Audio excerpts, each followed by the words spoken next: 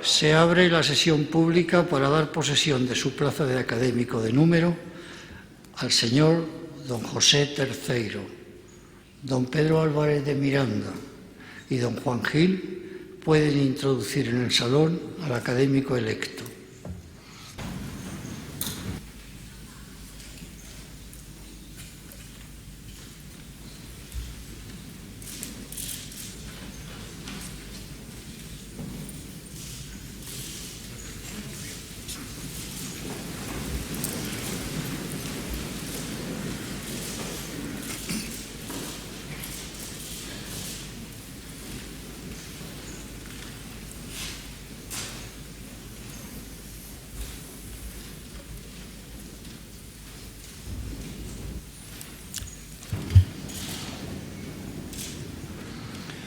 Tiene la palabra don José Terceiro.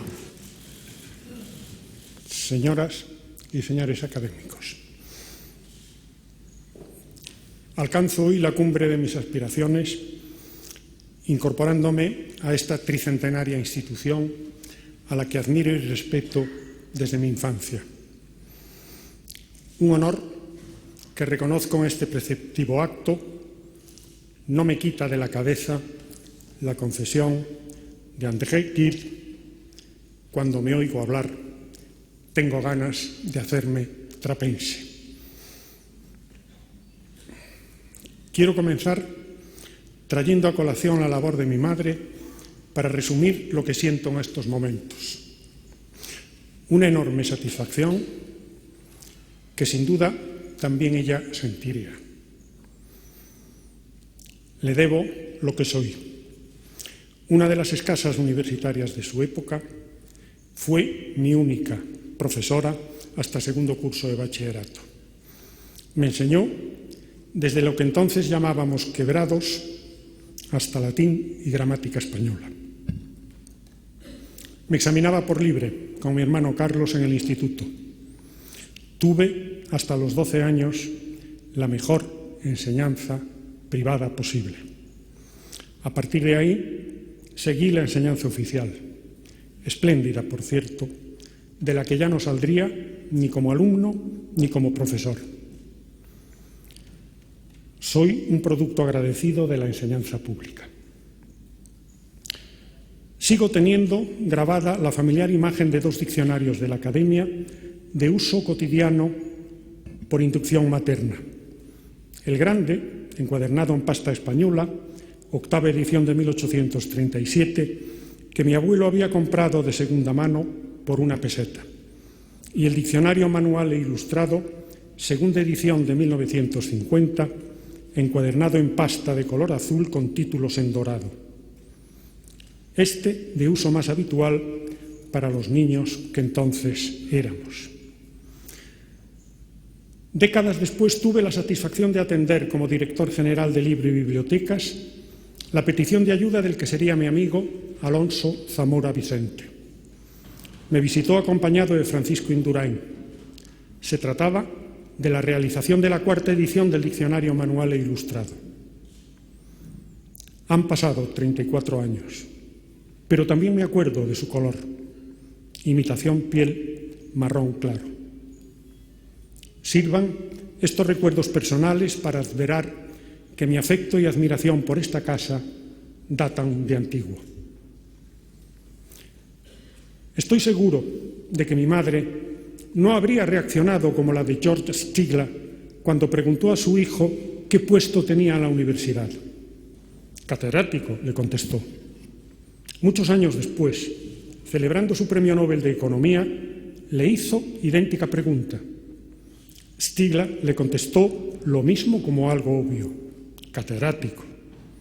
Su madre le recriminó: vaya, no has sido promocionado. Probablemente la mía hubiera apostillado hoy, salvando las naturales distancias: la Academia te ha promocionado demasiado.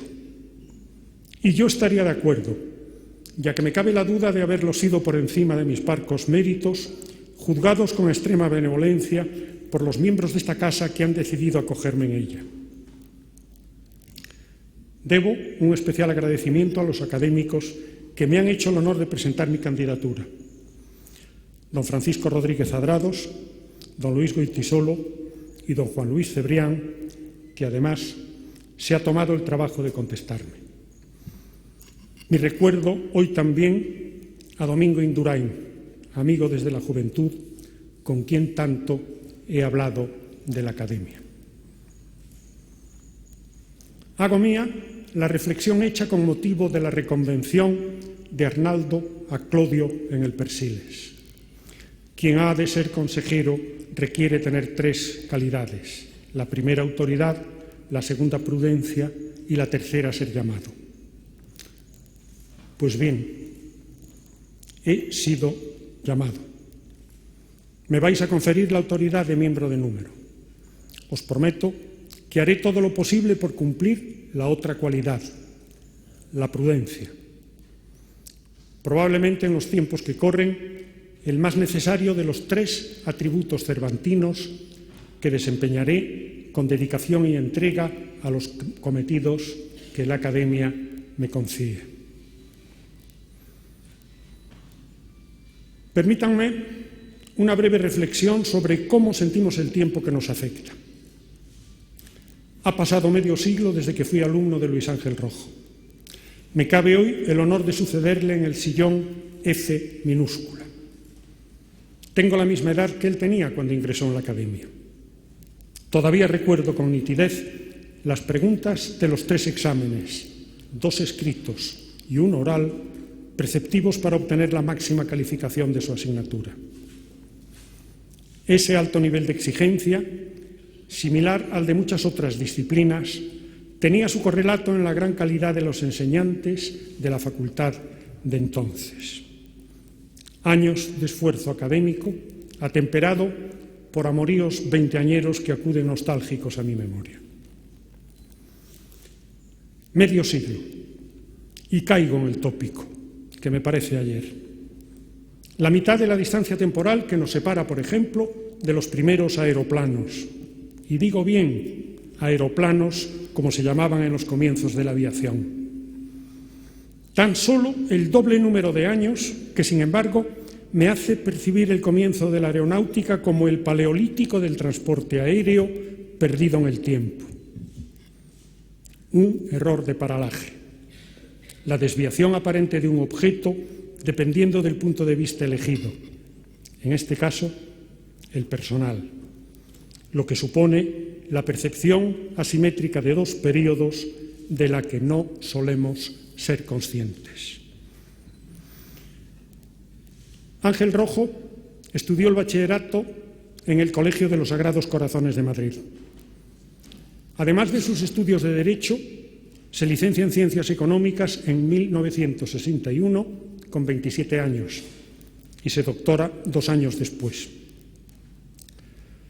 Como economista, desde entonces amplió sus conocimientos hasta el límite de su formación cuantitativa.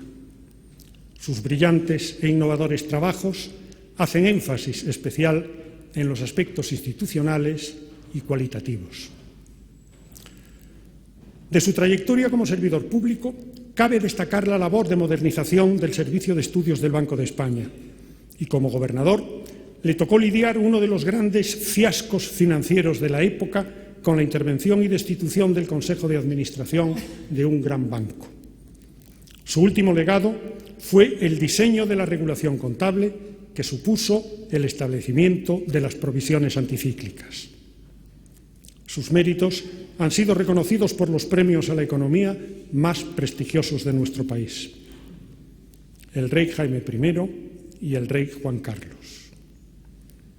También ha pertenecido a la Real Academia de Ciencias Morales y Políticas. Después de una larga trayectoria como servidor público, terminaría su vida profesional en el ejercicio práctico de la vida de la empresa como consejero de un importante banco nacional. Pasó de las musas al teatro, demostrando así también su valía y aptitud en el sector privado, lo que no tuvieron ocasión de hacer otros prestigiosos economistas.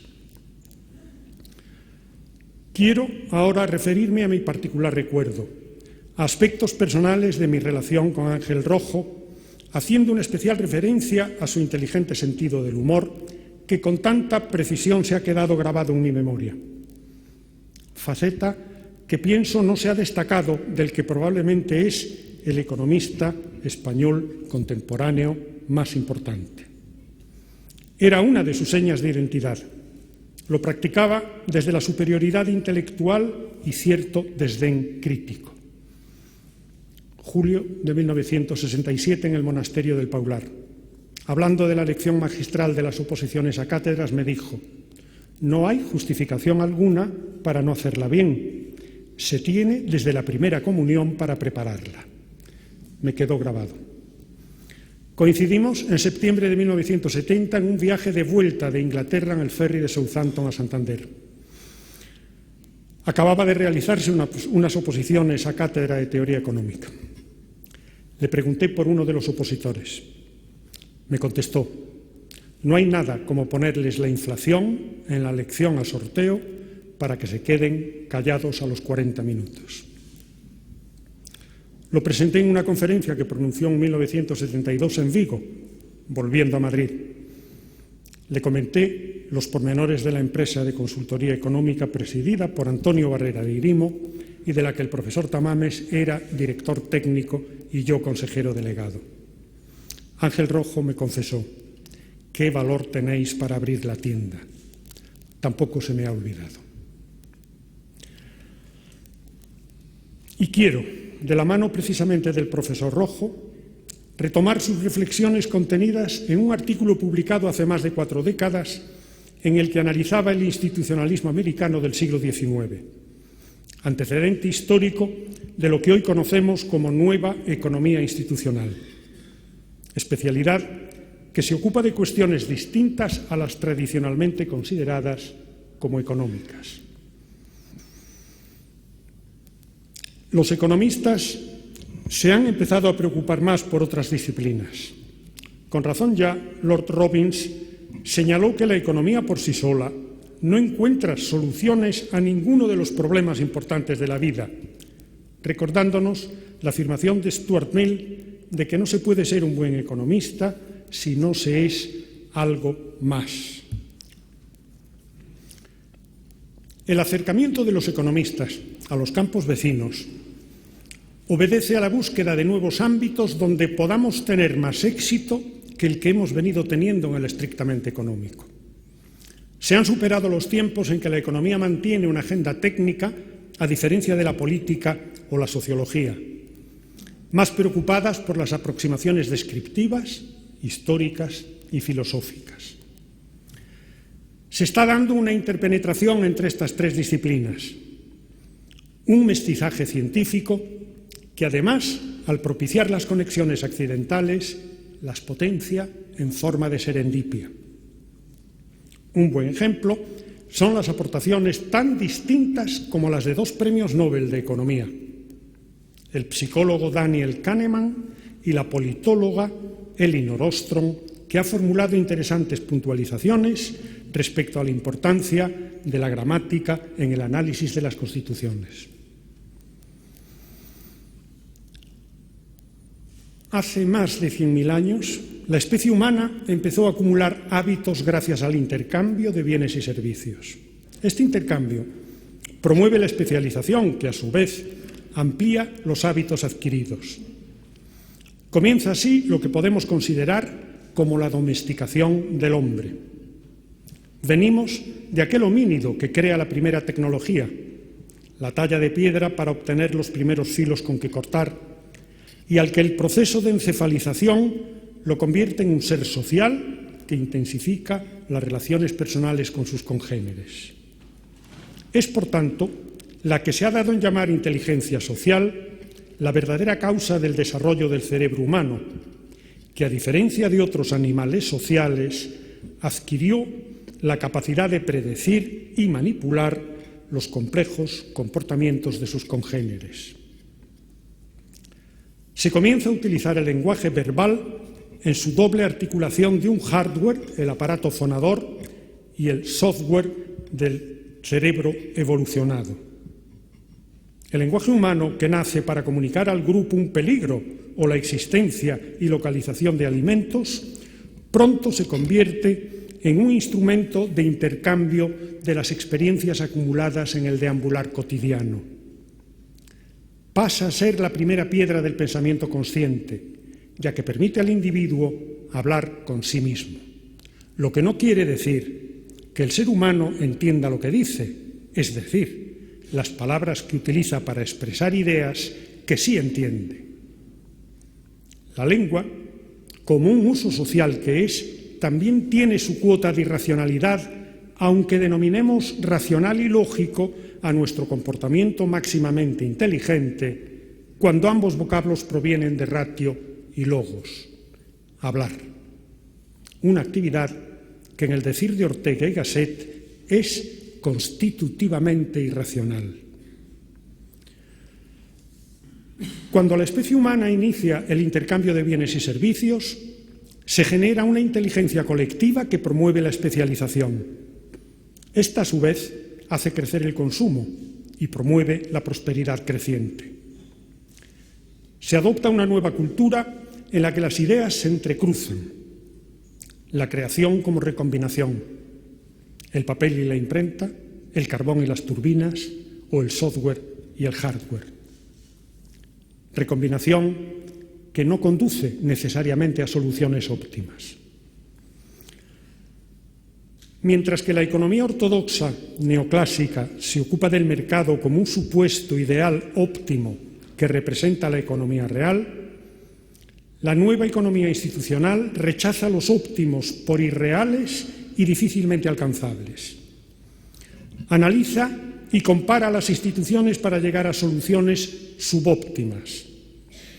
Incluso en la más reciente de las preocupaciones, esta nueva manera de ver la economía entiende el desarrollo económico como el resultado de la evolución de las instituciones que facilitan la cooperación y los intercambios, teniendo en cuenta aspectos a los que me referiré sucesivamente. Empecemos por las instituciones, cuyo concepto es de los más imprecisos de las ciencias sociales. Debido a esa ambigüedad, Ortega prefirió utilizar el término equiparable de usos, señalando que todos nosotros vivimos sumergidos en un océano de usos. Somos sus prisioneros y sus esclavos de por vida, pero también de su etimología, que no es exclusiva ni siquiera peculiar de las palabras. También los usos sociales la tienen, ya que al perder el sentido por su misma usualidad, por la usura de todo uso, varían su forma hasta hacerse ininteligibles. Pero volviendo a los intercambios, hemos de recordar que es necesario adquirir un alto grado de conocimiento antes de que tenga lugar una transacción. Normalmente se procede obteniendo información de acuerdo con la experiencia hasta que se considera suficiente para asumir el riesgo de una decisión. El coste de la información aumenta cuando no se cuenta con el factor experiencia, como es el caso de los emprendimientos con un alto contenido de innovación tecnológica. Concepto este, el de la experiencia, de muy distinto valor según consideremos su condición transitiva o intransitiva. Cuando se transmite, su valencia aumenta en proporción a su tamaño. Lo contrario sucede si la experiencia se autoaplica. En estos casos, alcanza su valor máximo cuando es máxima la edad de quien la tiene, por lo que ya no la necesita. A buenas horas, mangas verdes. Pero ni con la experiencia jamás el hombre ha sabido lo que tiene que saber. De nuevo con Ortega, hemos de reconocer la cordura con que Platón define al ser humano por su ignorancia. Ignorancia que es su privilegio, viéndose obligado a organizarse en forma de pensamiento. No vivimos para pensar, sino al revés. Pensamos para lograr pervivir. No hay acción auténtica si no hay pensamiento, y no hay auténtico pensamiento si éste no va debidamente referido a la acción, que ha de contar con el recurso escaso que es el cerebro humano, con limitada capacidad de procesamiento, lo que lleva a las personas a suplir esa carencia con un comportamiento que se encuadra dentro de lo que se conoce como racionalidad limitada. Nuestra capacidad de interpretación de la información rebasa a menudo el contenido de la que realmente disponemos, lo que llega a producir un estado de atiborramiento informativo. Seleccionamos lo que consideramos más relevante entre la ingente masa de información que recibimos, lo que nos hace cometer errores. Maximizamos nuestras conductas sobre la base de preferencias estables y consistentes, sujetas a limitación cognitiva, información incompleta y asimétrica y dificultades de control sobre lo acordado. Esa racionalidad limitada coexiste con la creativa empresarial, un tipo de racionalidad que se enfrenta a las restricciones de la naturaleza o del conocimiento técnico, lo que da lugar a las innovaciones. Estrechamente relacionada con la información está la teoría de la agencia, que identifica y analiza la relación que existe entre una parte, que es el conjunto demandantes o principal, y otra, que es el mandatario o agente, en la que aquella delega el desempeño de una determinada actividad. Puede generarse un conjunto de problemas relacionados con el comportamiento oportunista o egoísta de la gente. Pero además también existe el problema de información asimétrica, ya que en la práctica éste posee más información y de mayor calidad que el principal y con frecuencia tiene incentivos para no revelar toda o parte de la información de que dispone. El problema de agencia se manifiesta tanto a nivel micro como macro. Los ejecutivos de una empresa o los políticos incorporados a la administración del Estado pueden obtener beneficios personales en detrimento de los intereses de sus principales. Determinados agentes pueden tomar decisiones excesivamente arriesgadas, cortoplacistas o que incrementen su poder personal. Comportamientos reprobables que se dan tanto en la empresa como en la política.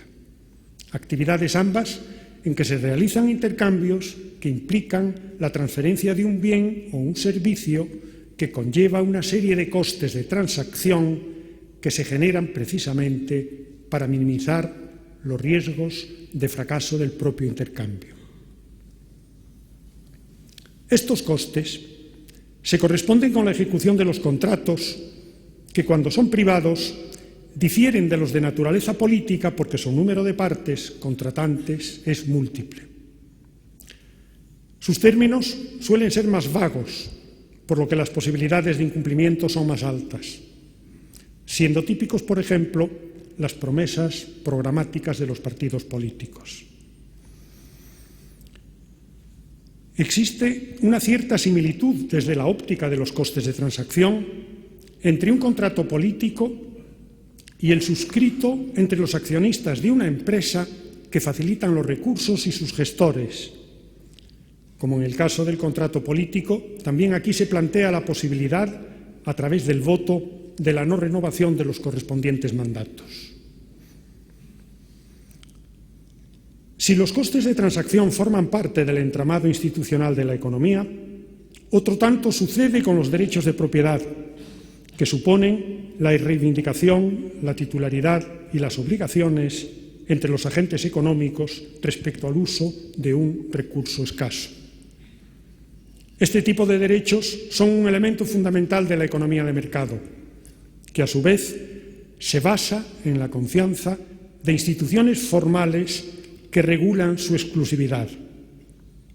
Exclusividad regulada para ser usados en los intercambios voluntarios basados en contratos que implican restricciones plasmadas en un marco jurídico y que coexisten con las instituciones informales que se refieren a los usos sociales no escritos, pero generalmente aceptados.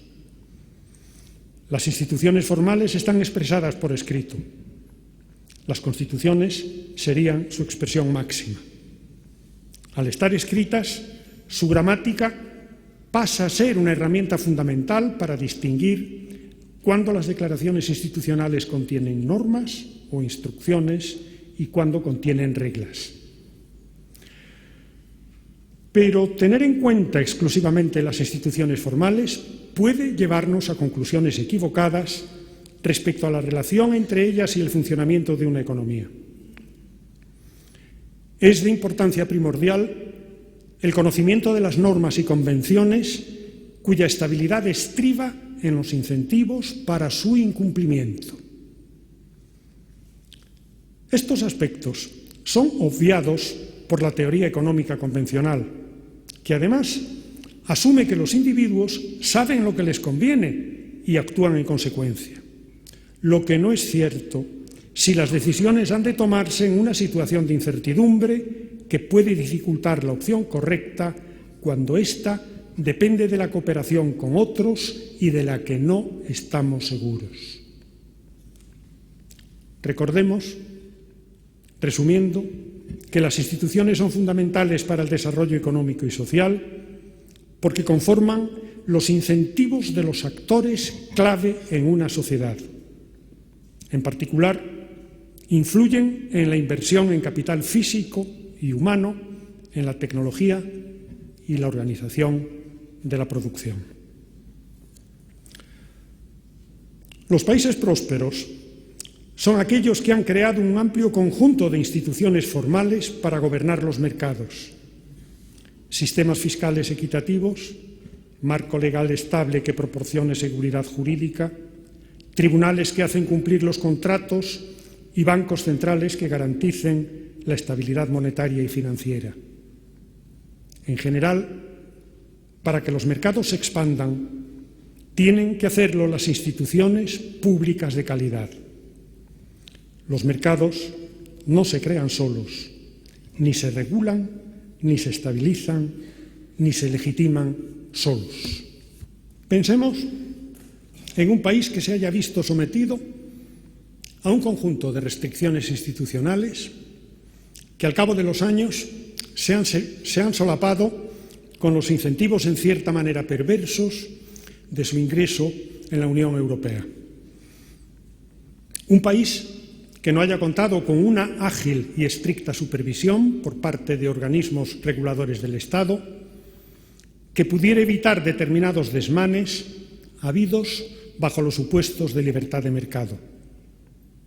Desmanes entreverados con designaciones de carácter político para puestos institucionales de especial relevancia.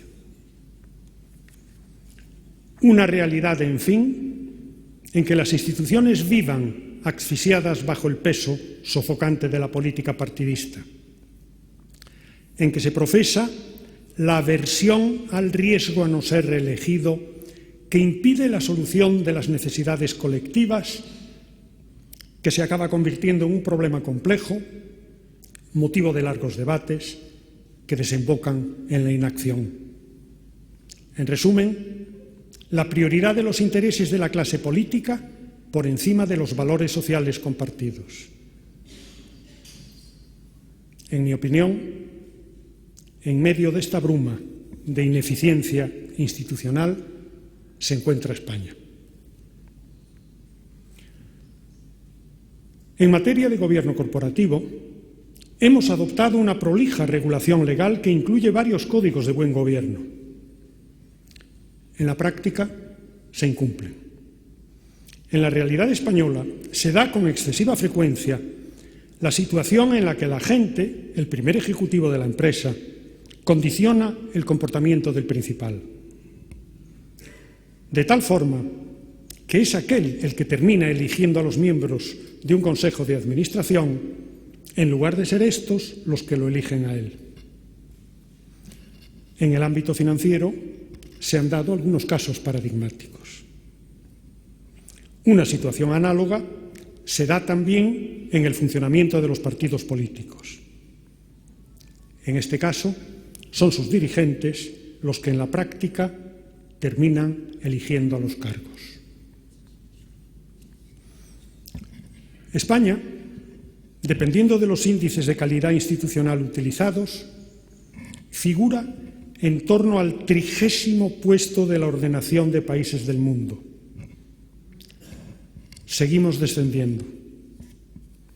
Esta baja calificación relativa española refleja características castizas como el alto grado de dependencia de la administración de las grandes empresas, por tanto, muy vulnerables a los vaivenes reguladores de los gobiernos de turno.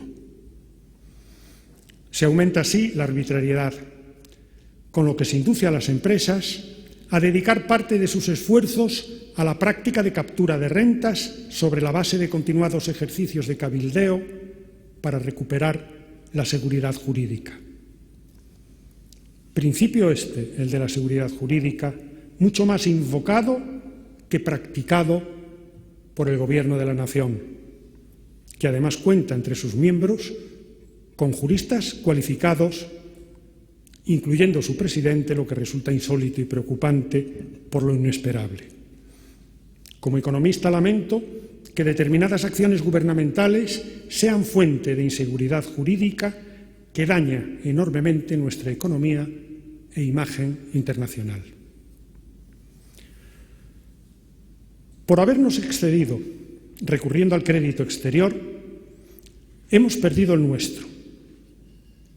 Crédito viene de credere y acreedor es el que cree.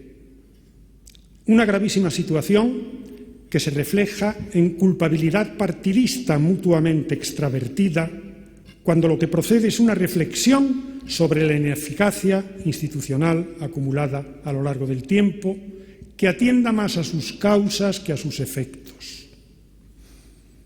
Estamos padeciendo de forma ya creciente la singular redacción del título 8º de nuestra Constitución, hecha bajo las restricciones político-sociales del delicado proceso que fue el tránsito español a la democracia. Ni las principales instituciones ni la clase política nos transmiten seguridad. Aumenta la sensación de que las instituciones han dejado de cumplir su principal función, que es articular la vida social. De ahí a creer que las instituciones son irrelevantes y prescindibles, hay solo un paso. Un peligroso paso en el que ya Europa tiene alguna experiencia.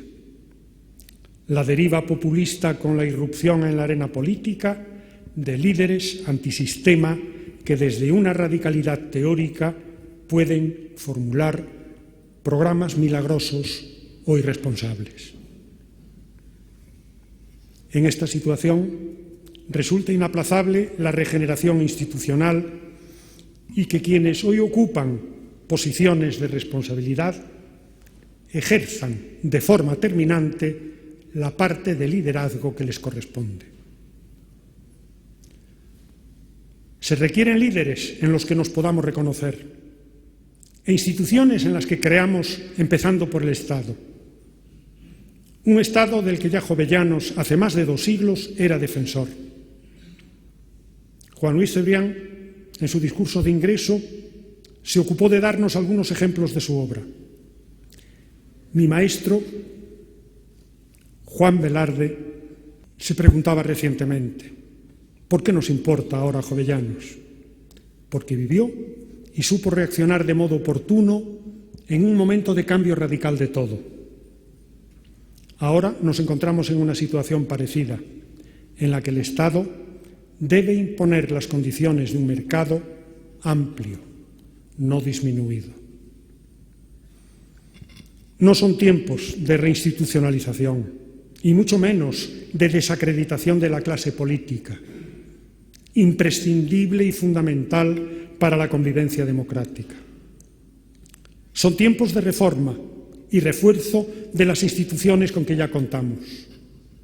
Alguna de ellas, con asentada tradición histórica, ha demostrado su eficiencia en trances muy delicados de nuestra democracia y desempeñado muy adecuadamente su papel moderador, arbitral y de representación de la nación. Debemos seguir teniendo confianza en nuestra Constitución sin que ello suponga considerarla inmutable. De lo hasta aquí expuesto, podemos deducir que la Academia cumple las condiciones que hemos dejado enunciadas como bastión institucionalizador que es. En tiempos que requieren el fortalecimiento institucional como los que corren, el papel de la Academia tiene una importancia fundamental en aspectos que en principio pudieran parecer ajenos o lejanos a esta casa. Me refiero a la importancia del mundo hispano de ambos lados del Atlántico, un principal activo de interlocución de España como socio de la Unión Europea, una aportación española a Europa en términos de recursos culturales y de influencia que desborda los parámetros cuantitativos al uso manejados en las actuales tribulaciones económico-financieras. No somos, por tanto, un mediano y problemático socio europeo más. Ningún otro de sus miembros puede hacer una aportación parecida. Termino con una cita que resume admirablemente las reflexiones hechas hasta aquí. No hagas muchas pragmáticas, y si las hicieres, procura que sean buenas y, sobre todo, que se guarden y cumplan, que las pragmáticas que no se guardan, lo mismo es que si no lo fuesen. Antes dan a entender que el príncipe que tuvo discreción y autoridad para hacerlas, no tuvo valor para hacer que se guardasen. Está con nosotros, presidiéndonos, otro príncipe de los ingenios. Es el autor de ese consejo que figura en la carta de su amo y que leen en voz alta a un supuesto gobernador de una ínsula imaginaria. Se adelantó 4 siglos a los hallazgos de la nueva economía institucional del siglo XXI. Muchas gracias.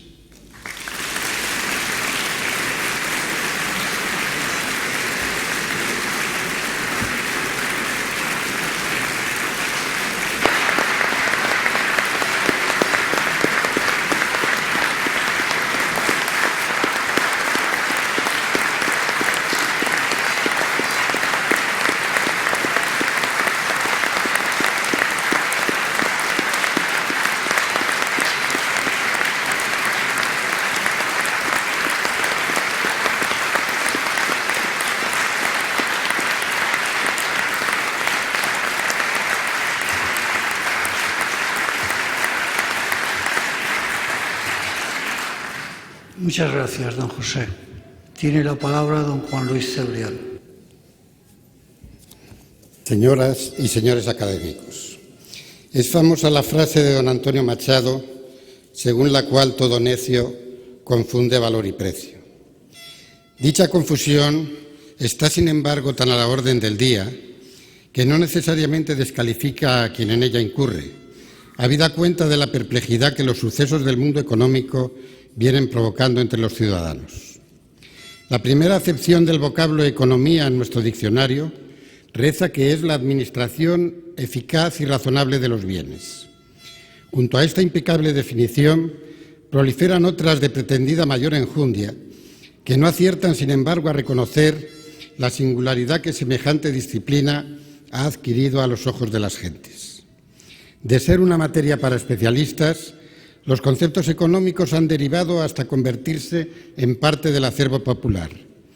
Y hoy parece como si ninguna otra cosa importara más que esta para las decisiones que tomamos, sea en la vida doméstica, en la política o en el devenir de la cultura. La Real Academia ha sido de antaño más que sensible a la invasión de términos económicos, otrora especializados, que han hecho su aparición en los medios de comunicación, el ensayismo político o social y hasta en el habla vulgar. Conceptos antes tan alejados de la preocupación de las gentes como prima de riesgo, diferencial, consolidación fiscal y cosas así, forman parte habitual de las conversaciones de taberna o las divagaciones en familia, por no hablar de los tuiteros que pueblan el nuevo ecosistema del lenguaje. Para tratar de asumir, integrar, definir y clarificar estos conceptos, la Academia trató siempre de contar entre sus miembros con laureados especialistas capaces de colaborar en la tarea. La desaparición dolorosa y temprana de don Luis Ángel Rojo provocó un vacío que viene a llenar ahora el catedrático de Economía Aplicada, don José Buenaventura III.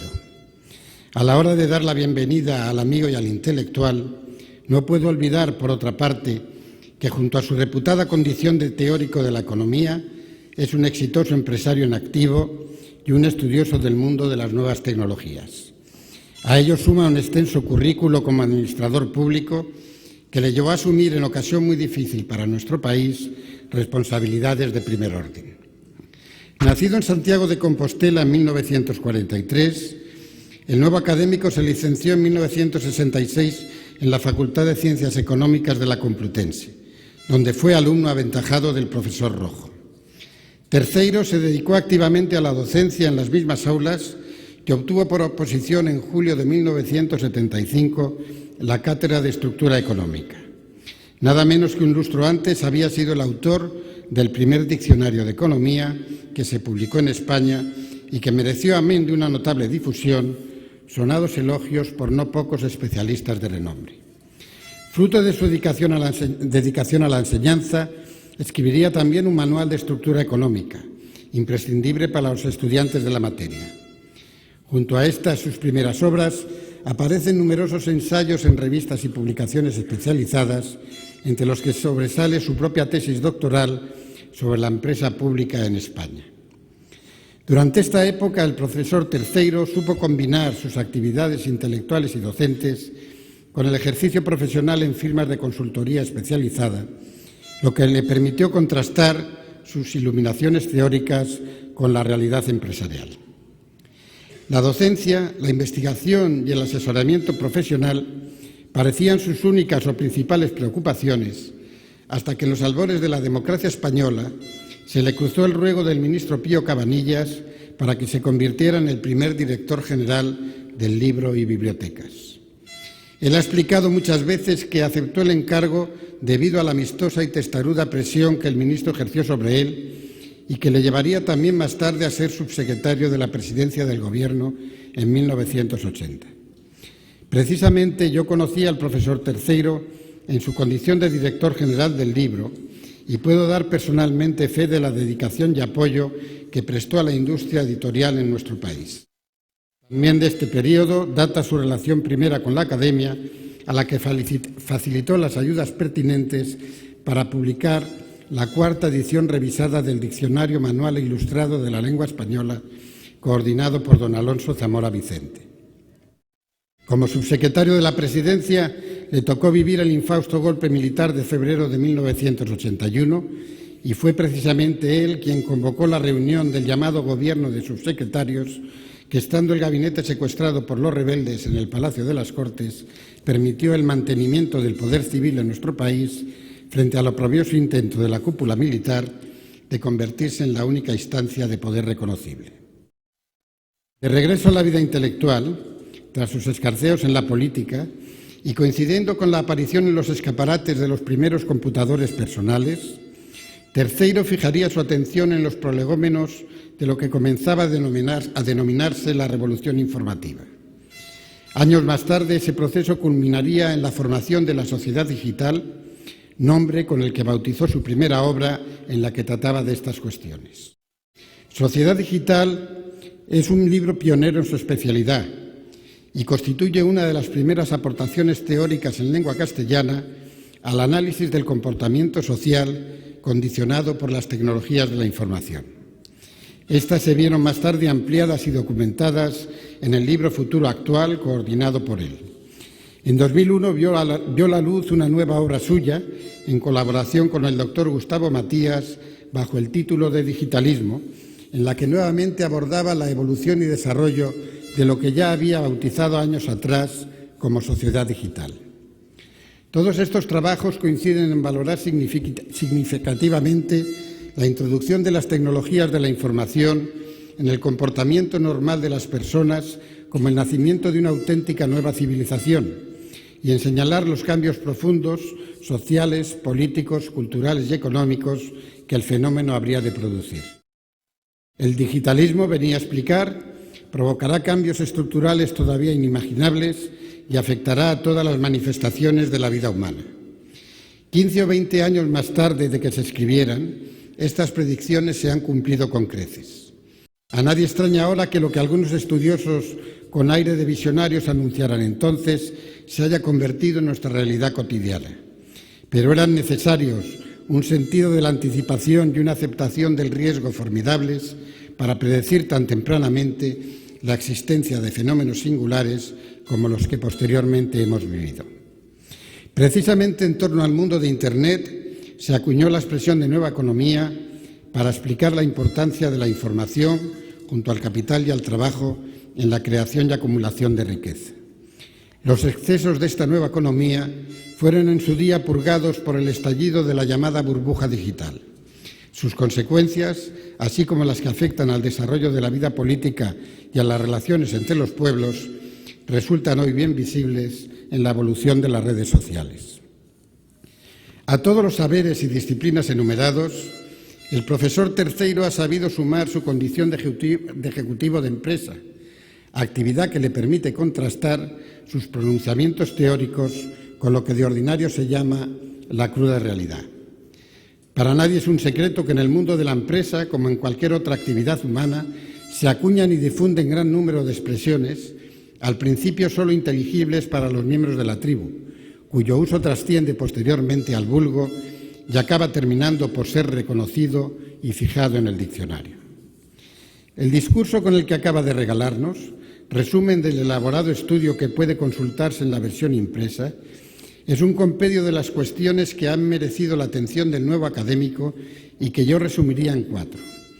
Su dedicación a la ciencia económica, su interés por el impacto social de las nuevas tecnologías, su compromiso con la democracia y los derechos humanos y su pasión por el mundo de las palabras. Me permitirán que por imperativos de tiempo y el respeto debido a la audiencia, dedique solo un par de breves comentarios a estos dos últimos aspectos. El primero se refiere al uso de la palabra serendipia, que nuestro nuevo académico ha introducido en su discurso al hablar del mestizaje entre la economía, la sociología y la política. Este es un vocablo que no figura aún en nuestro diccionario, aunque ha de hacerlo en próximas ediciones, pues es de uso común entre científicos e investigadores. Responde a la españolización del término inglés serendipity, neologismo creado por el gran inventor de palabras que fue Sir Horacio Walpole. En una carta fechada en enero de 1754 y dirigida a su amigo y primo lejano Horace Mann, embajador de la corona británica ante la corte de Florencia, Walpole se refiere a un retrato de la duquesa Bianca Capello que le ha sido enviado por Mann y en el que lleva a cabo un hallazgo que considera crucial sobre las armas de la propia familia Capello.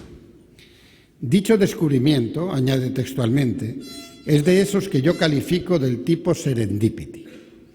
Para explicar en qué consiste semejante cosa, se refiere a un viejo cuento persa, Los tres príncipes de Serendip, antiguo nombre de la isla de Ceilán, ahora llamada Sri Lanka.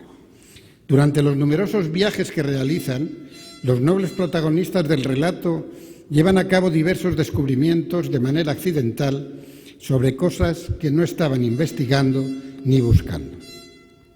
Walpole define la serendipia como una especie de sagacidad accidental, de la que, por cierto, está repleta de ejemplos la historia de la ciencia. Debido a esa clase de accidentes felices, pudimos determinar las leyes que rigen la refracción de la luz o la electricidad estática. Frente a la eureka de Arquímedes, que responde a un encuentro esforzadamente buscado, la serendipia de Walpole, que el profesor Terceiro incorpora hoy a la solución de la crisis económica, es un toparse con lo imprevisto. Humberto Eco, por ejemplo, considera que el propio descubrimiento de América por Cristóbal Colón fue un hecho de serendipia, pues el almirante iba buscando algo bien diferente a lo que encontró y cuya existencia no podía imaginar siquiera. La serendipia es bien conocida por los científicos de hoy día y el serendipitismo fue citado ya por don Rafael Alvarado, miembro que fue de esta corporación, en un artículo publicado en 1988. Mi interés por el vocablo, resucitado con la lectura del discurso de don José Terceiro, proviene de la aseveración que me hiciera en su día don Francisco Ayala, en el sentido de que no era necesario incorporar serendipia al diccionario, toda vez que teníamos una expresión castellana que correspondía exactamente a lo que dicha palabra significa. Se refería a chiripa. Incluso llegó a argumentar que en realidad esta podía ser un derivado de aquella, tal y como aseguran numerosos comentaristas e investigadores, aunque sin documentación suficiente que lo pruebe. El caso es que el término inventado por Walpole desapareció prácticamente con la muerte de su autor. No fue recuperado hasta que se publicó su correspondencia en 1833 y el primer diccionario que la incluye es de 1889. Chiripa, en cambio, aparece en el diccionario de la Real Academia Española de 1832, un año antes de la publicación de la correspondencia de Walpole, con la definición, en el juego del billar, la suerte favorable que se gana por casualidad, y a la que se añade el significado metafórico de casualidad a secas. Este lema no ha cambiado hasta nuestros días, pero desde mi punto de vista el vulgo asocia hoy la chiripa más a cualquier otra cosa que al billar de mesa. De todas formas, una carambola accidental se parece mucho a la serendipia de Walpole, y vayan ustedes a saber si al final no será este el origen etimológico de la chiripa hispánica. Lo que me importa de esta digresión, a la que doy fin, es enfatizar el hecho sublime de que la historia de las palabras es en realidad la historia de la humanidad. La de Serendipity, por cierto, fue exhaustivamente narrada por el profesor Robert Merton en un libro de 300 páginas publicado en 1958. Las palabras suscitan en la gente una fascinación conocida y apreciada por los miembros de esta institución, ocupada a diario en responder a las demandas de un colectivo de 500 millones de personas que hablan nuestra lengua. La incorporación del profesor Terceiro a dichos trabajos es una buena noticia y, desde luego, no se ha producido de o por chiripa. En la senda contraria a esta veneración por las palabras, que la Academia no inventa, sino solo reconoce, discurre el menosprecio de las mismas. Las carencias institucionales de nuestro país, denunciadas en el epílogo del Parlamento que acabamos de escuchar, también tienen que ver con la opacidad verbal de muchos dirigentes. La ambigüedad calculada de los políticos ha pervertido el lenguaje de tal manera que en estos graves momentos de confusión cuesta trabajo discernir lo que proponen o aquello a lo que han decidido oponerse. Llamar a las cosas por su nombre es la única manera de afrontar los problemas, comenzando por establecer un diagnóstico adecuado de estos. Alguien tiene que recuperar el liderazgo y enarbolar la bandera de un proyecto creíble a fin de dar confianza, crédito, como dice el profesor Terceiro, a una sociedad abocada a enormes cambios y sometida hoy a una cadena de padecimientos que parece no tener fin. Son muchos los que reclaman el consenso como única solución a problemas que son de todos y entre todos debemos solucionar. Un consenso, según el diccionario, es un acuerdo producido por consentimiento entre todos los miembros de un grupo o entre varios grupos. Pues bien, eso es lo que tercamente echan de menos nuestros ciudadanos, víctimas demasiadas veces de una insulsa logomaquia que no logra despertar su interés y azuza en cambio su indignación. El consenso debe ser compartido no solo por las fuerzas políticas. La sociedad civil tiene en ese proceso un papel fundamental. Dentro de ella, las academias, singularmente esta que incluye el adjetivo sustantivado de española, pueden y deben unirse al coro de voces que reclaman a un tiempo claridad de entendimiento y voluntad de acción. Por eso la mención hecha a Jovellanos, el mejor de nuestros ilustrados, no me parece gratuita.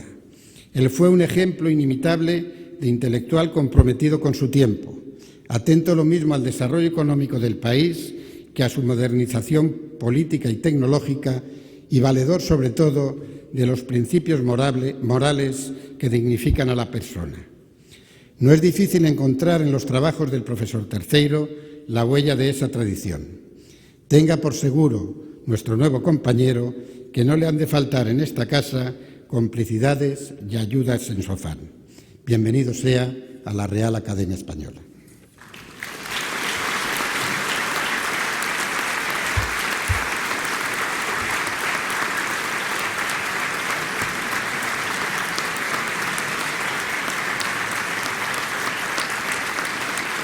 Puede acercarse a la mesa don José Teiceiro.